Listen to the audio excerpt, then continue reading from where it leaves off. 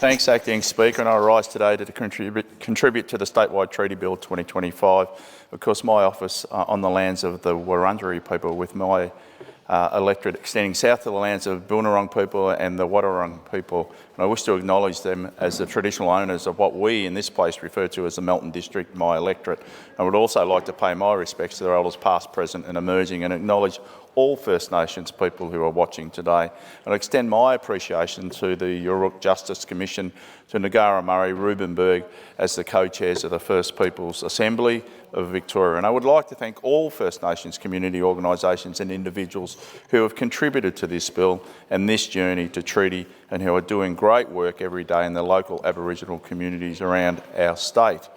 I'd also like to talk about a couple of great organisations supporting First Nations people in my community. The first one being Jura, who are based in Kurrajong, who support women through family violence situations. And I'll give a shout out to Jura's CEO, Antoinette Braybrook, who's truly an incredible woman and a great member of our local community and a powerful advocate for all First Nations people. The other organisation is Kirrip Aboriginal Corporation in Melton South. And again, another great organisation in my electorate who support many, many families, but in particular our younger Indigenous people through the youth justice system and supporting them to reintegrate into society. And they do fantastic work with a strong focus on our community. And of course, these organisations are only two amongst many that do such important work to champion Indigenous voices and support their communities through making positive impacts.